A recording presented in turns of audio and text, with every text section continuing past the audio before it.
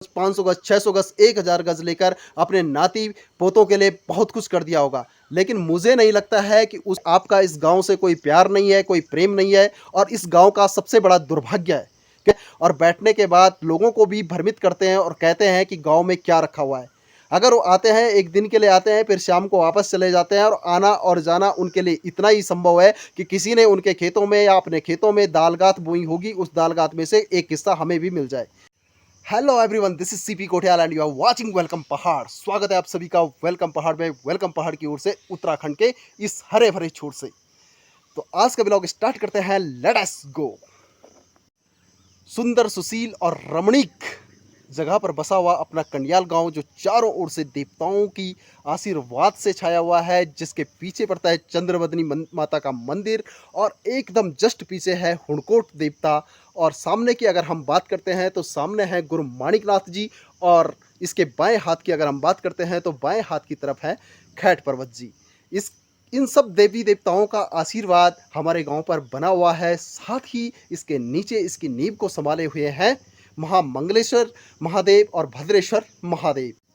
देवी देवताओं की इस पावन धरा पर न जाने किसकी नज़र लग चुकी है। लोग बहकावे में आ चुके हैं और यहाँ से वहाँ, वहाँ से यहाँ करते आ रहे हैं।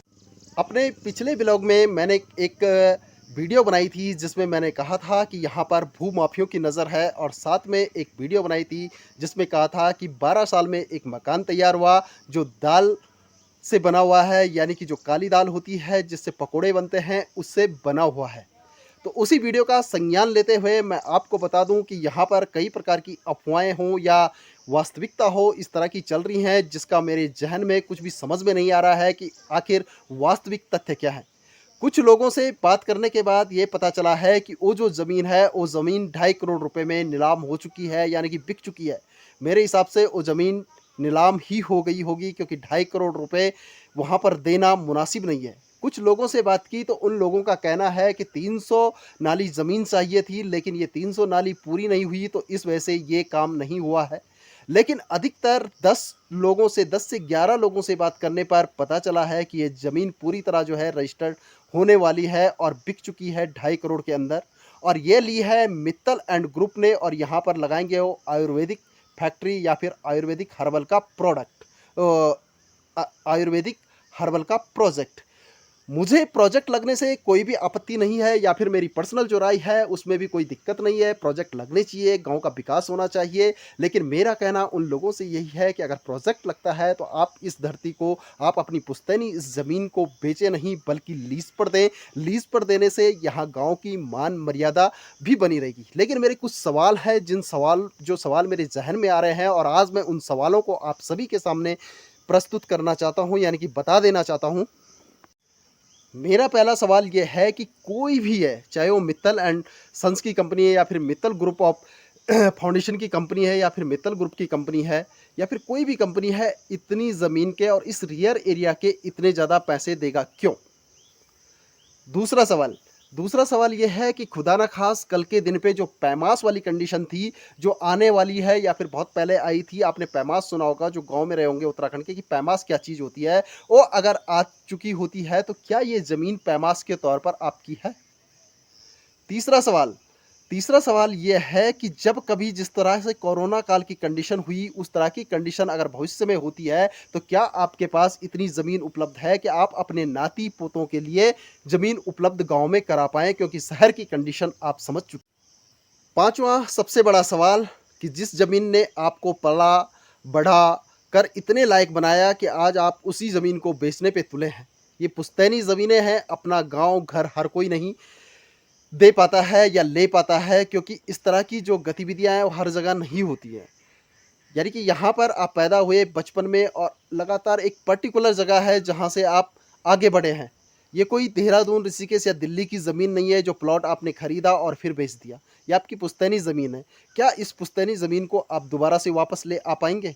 उन लोगों के लिए जो आपके नाती पोते हैं, कल अगर वो सवाल करते हैं, चाहे वो देहरादून में हो, ऋषिकेश में हो, कि दादाजी या ताऊ जी या चाचा जी या पापा जी, हमारी पुश्तैनी ज़मीन कहाँ पे है, हम किस गांव के हैं, तो क्या आप उन लोगों के लिए मुंह दिखाने के काबिल होंगे?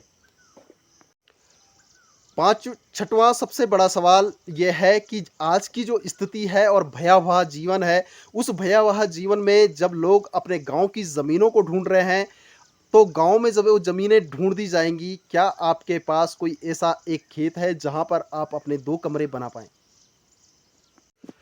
सातवां कोई सवाल नहीं है, सातवां अहम बात है कि मुझे लगता है कि आपका इस गाँव से कोई प्यार नहीं है, कोई प्रेम नहीं है और इस गाँव का सबसे बड़ा दुर्भाग्य है। क्योंकि बचपन से ही देखते आया हूँ, कभी सड़क को लेकर इस गाँव का दुर्भाग्य रहा है, तो कभी स्वास्थ्य को लेकर दुर्भाग्य रहा है, तो कभी शिक्षा को लेकर इस गाँव का दुर्भाग्य रहा है और इस दुर्भाग्य का सारा ब्लेम मैं उन्हीं लोगों को करता हूँ, जो लोग इस गाँव की जिन लोगों के पास इस गाँव की सत्ता थी या इस गाँव को समझने-बूझने का जिन लोगों ने प्रयास नहीं किया।